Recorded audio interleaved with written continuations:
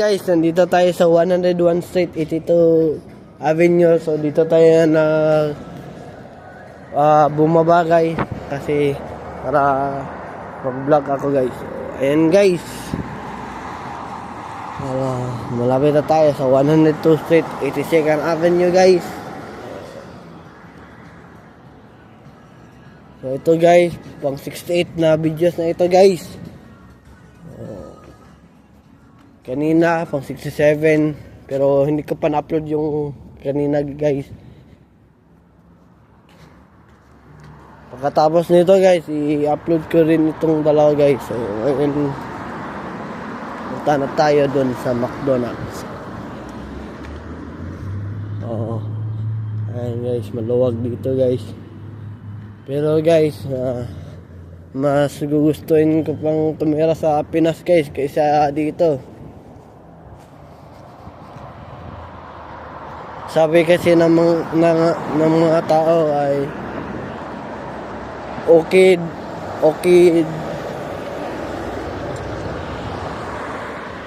daw ang sahod pag okay lang ang sahod malaki guys kaysa maliit kaysa Pinas. So, sa akin importante ang hard work. Kasi dito sa Canada, hindi hard work, easy money ang tawag guys. Kasi biruin mo guys, $15 per hour guys. Hindi yan hard work guys, easy money yan guys. Yan kasi yung mga tao gustong madali kumita ng pera. Hindi nila alam ang salitang hard work. Yung hard work,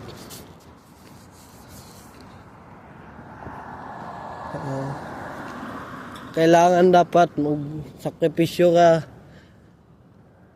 Yung mga tao kasi puro pera lang yung iniisip guys.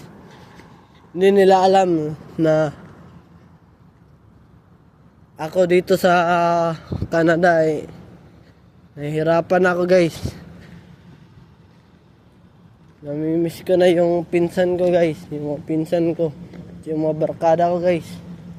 Hirap talaga mabuhay sa Canada guys. So, huwag kayong tumira dito sa Canada guys. Para kayong nasa magulong sitwasyon guys. Na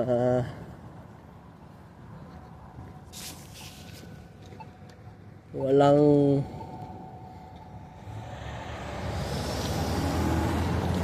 napupuntan guys. Dito guys, napakapangit dito guys.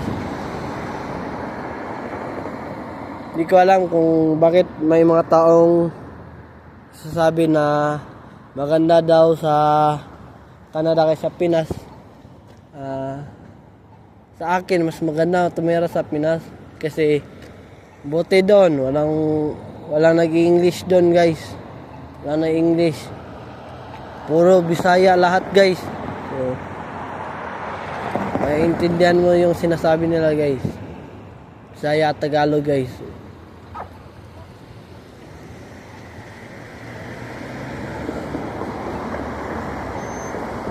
So, ayan guys, napakalaki aso guys. Babae na tayo ngayon guys. Napakalaki aso guys. Biruin nyo kung yan na aso yung sasalubong sa'yo. Anong gagawin mo? Tatakbo. Araw guys. Nilalamig yung aso guys. Napaamo ng babae guys. May mga kamag-anak din tayong kupal guys. Gusto nila ng isima nilang guys. Bato-bato sa langit, matamaan, huwag magalit. Kung sino man yung natamaan ko na kamag-anak ko, huwag kayo magalit sa akin. May kamag-anak din akong puro pera lang yung iniisip. Hindi nila iniisip kung anong feeling na nandoon ka sa ibang bansa. Pangit guys. May kamag-anak din akong ganyan guys eh. Nag-abroad lang, yumabang na guys. Lumaki na ulo. Hindi ko sasabihin guys. Baka matamaan kasi guys. Alam mo naman yung may kamag-anak ako na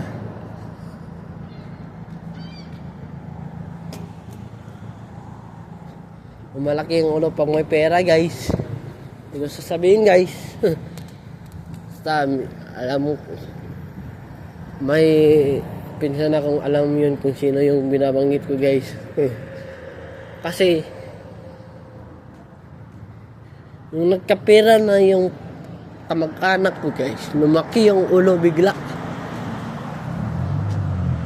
Hindi na siya napasalamat kung sinong tumulong sa kanya guys, kung sinong nagpa-abroad sa kanya.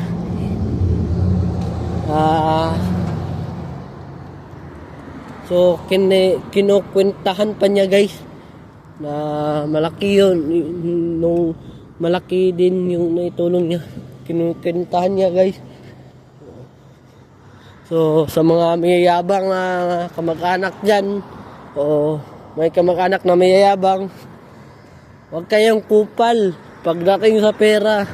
Kasi kahit gaano ba karami yung pera mo, kung kupal ka naman, hindi ka aasenso, babagsak ka kasi hindi pabayag yung Panginoon na ikaw ahahon ka sa kahirapan, pero yung ugali mo naman ugaling squatter, marumi at kupal. So may kamag-anak dyan na kupal, huwag kayong mayabang kasi hindi lahat ng oras sa inyo ang swerte. Minsan din sa iba. So babagsak din kayong mga kupal. So, huwag kayong mayayabang kasi yung Panginoon sa inyo nanonood lang, nagmamasid-masid. Ito man ang tatapos yung vlog natin guys. So, have a wonderful day and have a nice day. See ya!